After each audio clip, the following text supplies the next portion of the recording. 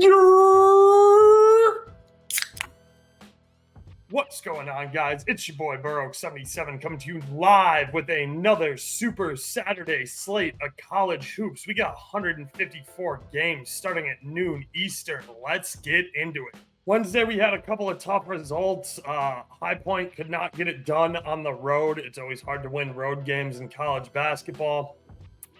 LaSalle ran into St. Louis when they had absolutely phenomenal night. They were shooting like 75% from the floor in the first half.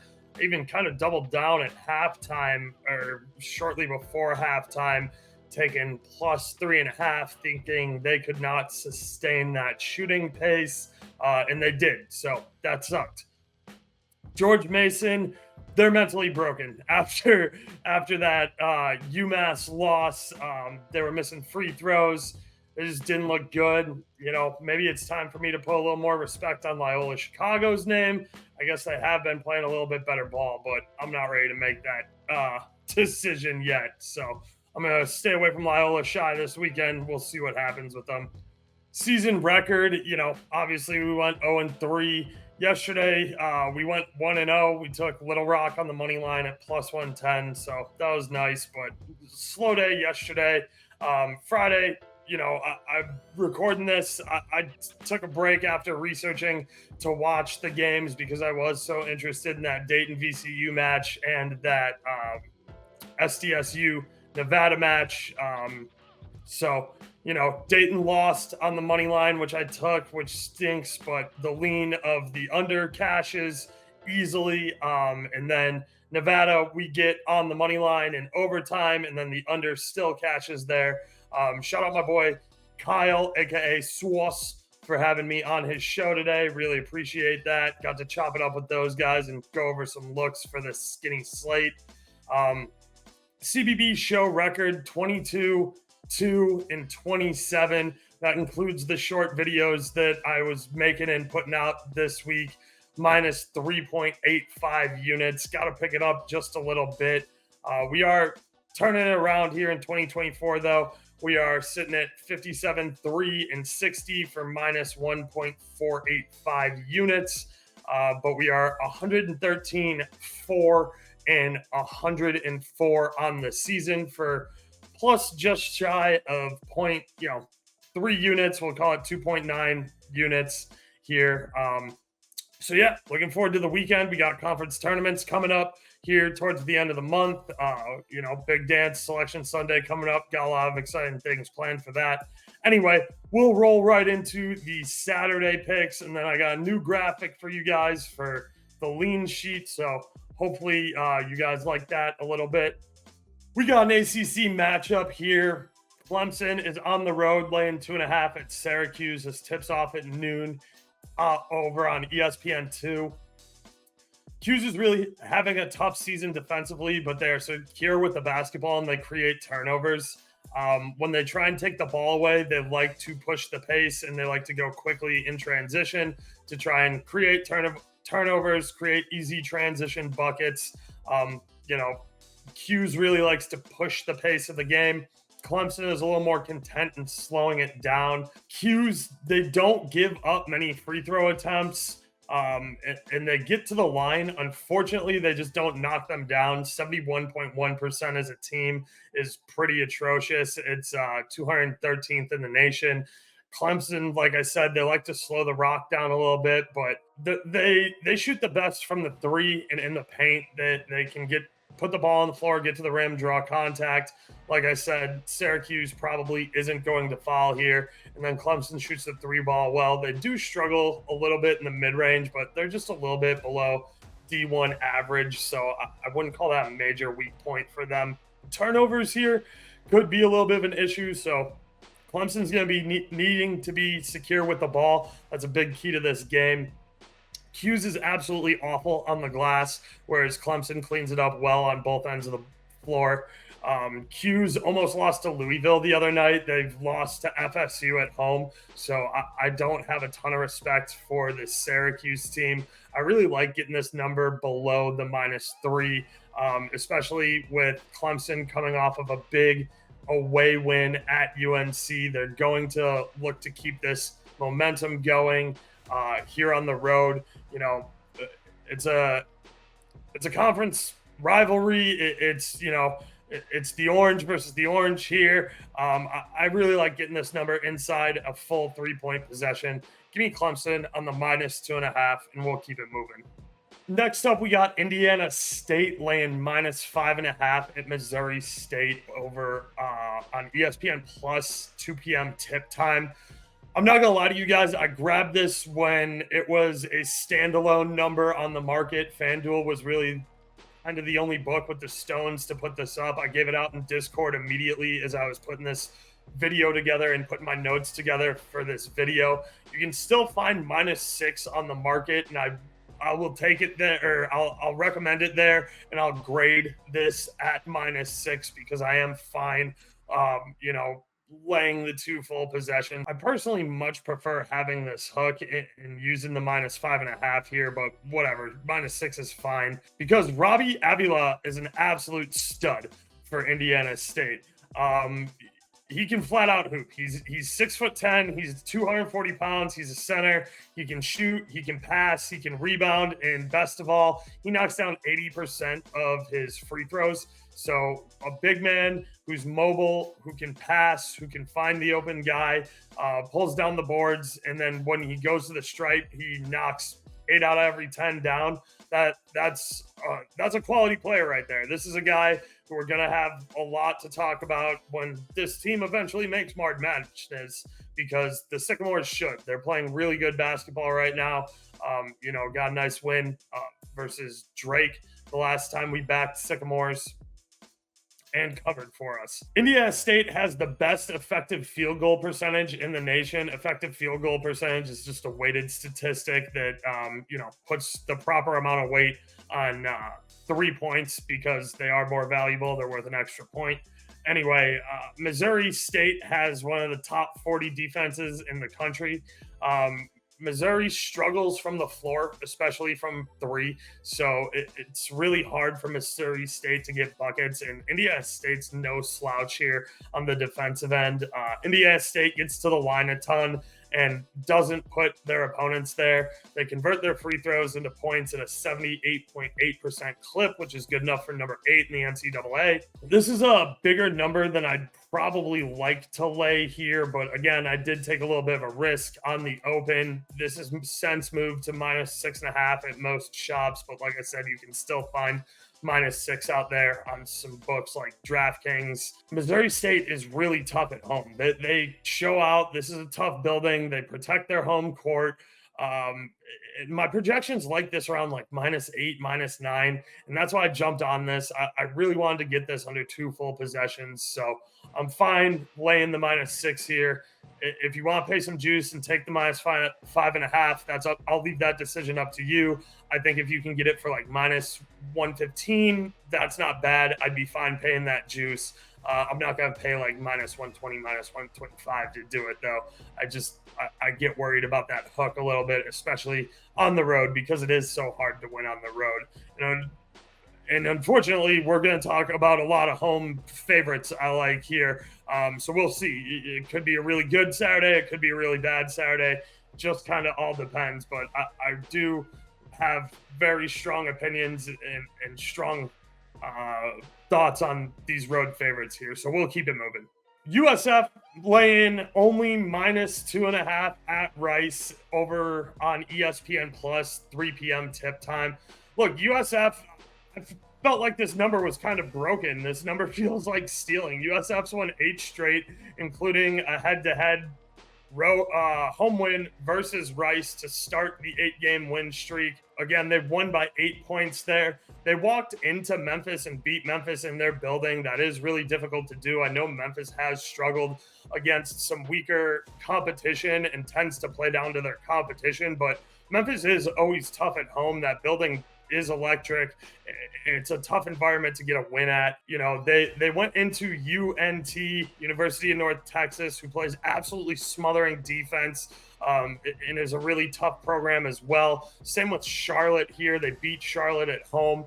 And this is all in this last 8-game win streak. So they've been playing up to their competition, and the Bulls are just on a tear right now. Now, Rice did beat Memphis as well, but, the Bulls just have had a much better strength of schedule, and they've been improving and playing better basketball throughout the season. Rice is 9-14 this season, and USF is 16-5. And USF plays well on the road. So look, I think that we're stealing here at under a full possession. I'm fine with this at -3.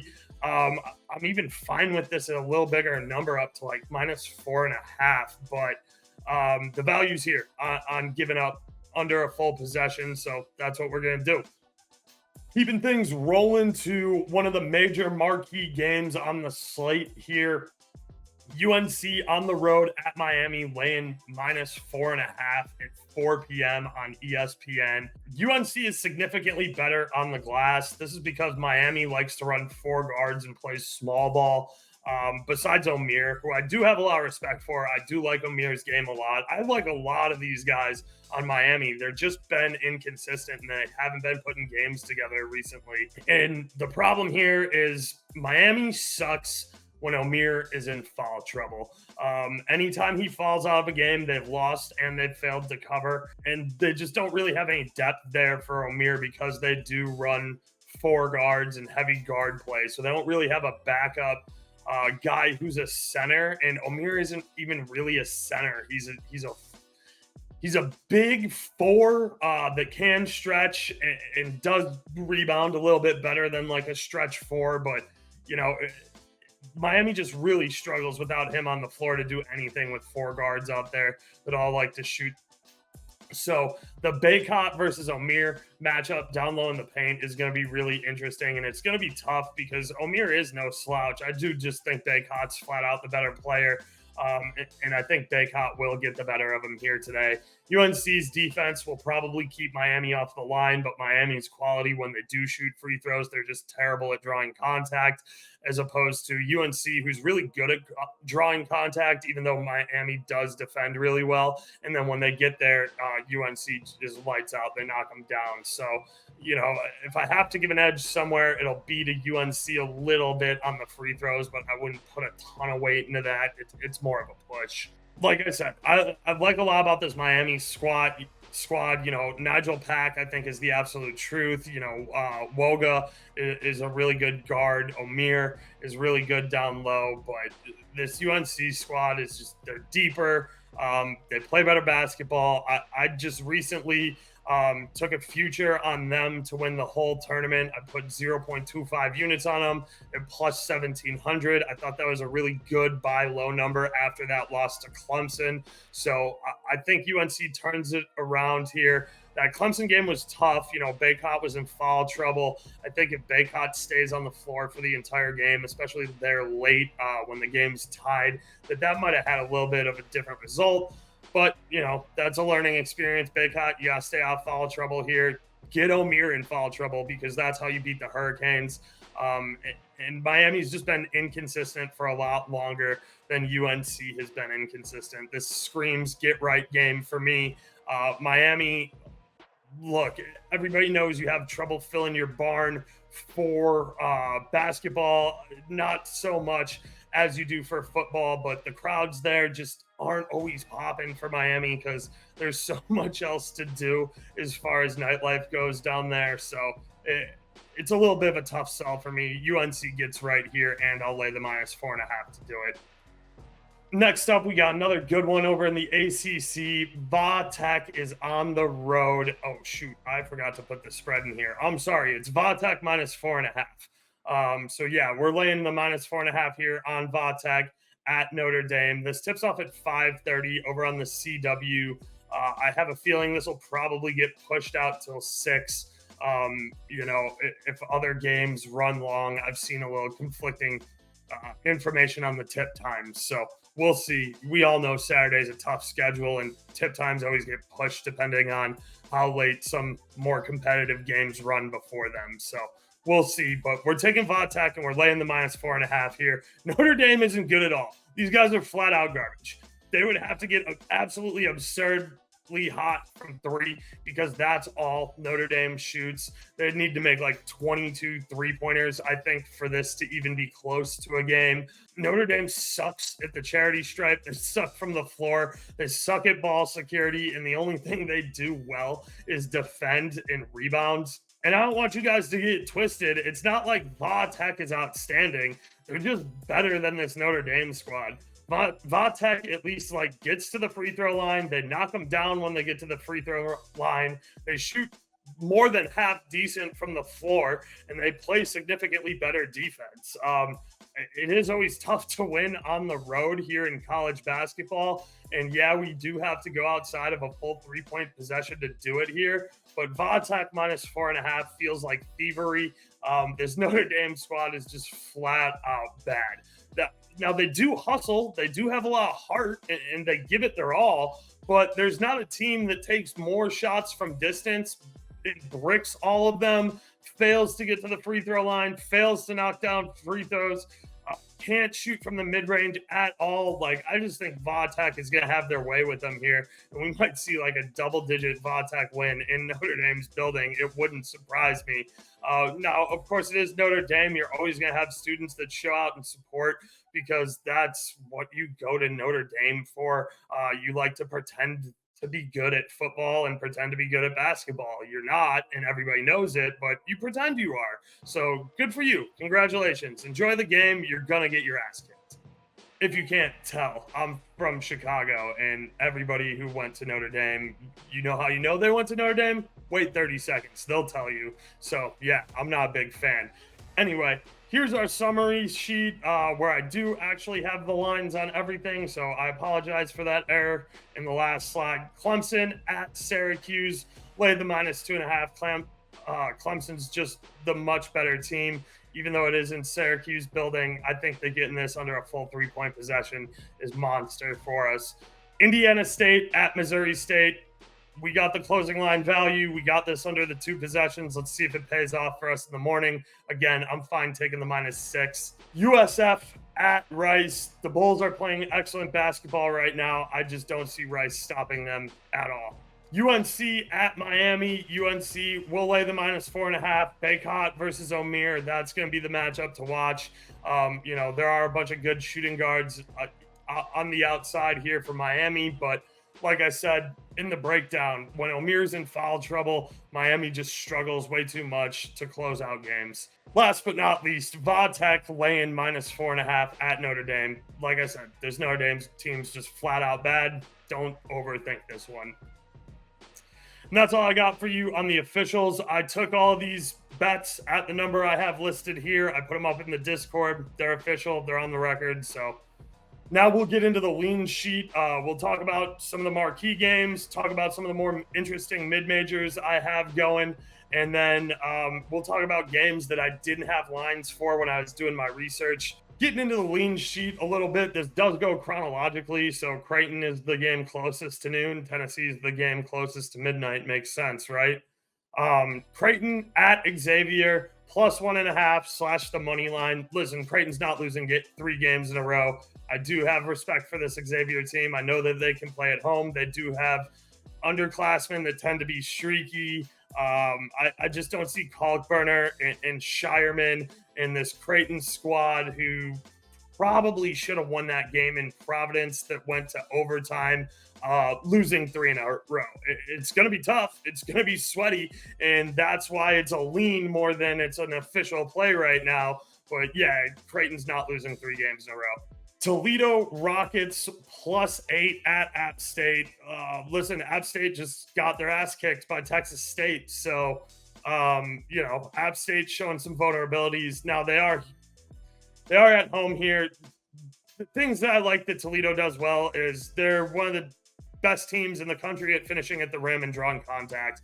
I think that's a really good way to beat a defensively stout team like App State. If you live in the paint and don't shoot from the outside at all, and you're big on, ball screens and pick and roll and getting guys free and just hammering away at the rim, and you're really, really, really good at drawing contact like the Rockets are, I think you can cover 8, no problem. You're going to hate me, but we're going back to High Point here. They still are the class of the Big South. Yes, that was a tough game in UNC Asheville. Whatever. I don't care. I think they get right here against Gardner-Webb. Give me High Point on the money line. Over in the Horizon League, yeah, I know I've talked about how Youngstown State is the class of the Horizon League, but Green Bay's playing great basketball. They've made massive improvements this season. 10 is way too many points. Give me Green Bay plus 10. Auburn at Florida. Auburn has struggled for years in the swamp. I think Florida catching 2. This is a trends play. Auburn just struggles super hard in the swamp. Auburn struggles in general away. So I don't hit a fade of Auburn here after a massive emotional win at home versus their rivals, Alabama. Give me the Gators plus the 2. And I hate the Gators. Like, don't get it twisted. Like, I hate the Gators and their brand of basketball, but their home record against Auburn speaks volumes, and this Auburn team just doesn't travel well. Speaking of home teams and home dogs, give me Cincinnati. I think Houston are frauds. I've said it all year. I don't like Houston. I don't think their game sets up well for the tournament. And Cincinnati are monsters at home. They give everybody problems here. If this walks out to, I'm hoping this walks out to 6 or 6.5, because I like the Bearcats catching 2 full 3-point possessions here at home. Next, Gonzaga's on the road at Kentucky. Kentucky's not losing another road game, especially not to this fraudulent Gonzaga team. Gonzaga's not a tournament team right now, in my opinion. They don't play a tough enough schedule. St. Mary's is better than them. Look, good for you. If you get another win on the road here versus Kentucky, that'll look really good on your resume, and maybe you have an argument to get in the tournament there. But I just don't see Kentucky losing 3 home games in a row. That's absolutely absurd. Oregon minus 2.5 at home versus Wazoo. Listen, I know I gave the Ducks a little bit too much respect on the road versus the Bruins. Wazoo cannot shoot outside of their own building, and all they do is shoot 3 balls. Oregon, look, I told you I have a little bit of a problem with their brand of basketball, but at home here, they definitely get done versus a Wazoo team who cannot shoot outside of their own gym. Speaking of Pac-12, you know I hate the Bruins, so give me Cal on the money line. Over in the Big 12, this is an absolutely monster game. Baylor Bears on the road at Kansas, catching 6.5. Kansas is always very tough to beat in their building, but they don't run a deep rotation. They only play about 5 or 6 guys. Baylor getting over 2 full possessions here. That's too many points. Give me the Bears and the 6.5. Virginia on the road on the money line at FSU. Listen, you guys know I don't respect the Seminoles, and we're not going to start now. So Virginia, they play defense. They'll keep this game low scoring. They'll find a way to win a grimy road ACC game here. IU plus 18. Oop, that says 0.6. It should say 0.5. Duh. Doesn't matter anyway. This is an in-state conference rivalry, and I'm catching 18.5. Like, you're going to give me almost 20 points on an in-state rivalry game. Are you out of your mind? Yeah, give me IU and the points. Last but not least, Tennessee minus 3.5 at Texas A&M. Tennessee, they did get a nice win at home. They beat the brakes off of LSU. They got to keep making statement wins here. It's a tough SEC conference, and you need as many road wins as possible. This is a very quality road win here. Take Tennessee, lay the minus 3.5. Games without lines that I find interesting. Montana at Northern Colorado. I watched game 1 of this in Montana ended up losing at home. Montana is the better team, but Northern Colorado's got a guy, I forget his name, that's really, really good for the level that he plays at out there in the Big Sky Conference. He'll probably be looking to transfer and play at a bigger program, but this is a nice rubber match here. I tend to favor Montana. I don't think the better team is going to lose twice in a row. Quinnipiac at Mount St. Mary's. Quinnipiac's been on fire. They're the class of the conference. I don't know what the line's going to be. I don't have a great projection, but if I can get Quinnipiac at anything over like -3 or better, then I'm going to take it. Last but not least, the class of the MAC, Akron. I think that this matchup with the Sun Belt is going to be fun. It's going to be interesting. Again, I already talked about Toledo playing App State. I think Akron is very live here at JMU, so that'll be interesting. that's all the time I got for you guys. We cover a bunch of games. I really appreciate you tuning in. As always, I will continue to try and improve what I'm doing on my end. I appreciate you guys all watching. Make sure to follow me on Twitter, Instagram, watch my soccer shows. Wednesday night, 7:30 with my boy Leg at 2 Foot Talk. That's TWO Foot Talk. You can find that on Twitch. You can find that on YouTube, and you can find the page for the show on Twitter as well. It's all at 2 Foot Talk. And then you can catch me every Thursday at 3 p.m. doing La Liga for BetUS. Obviously, Real Madrid, Hala Madrid. We got Girona this weekend, so you know I'm going to be all over that game.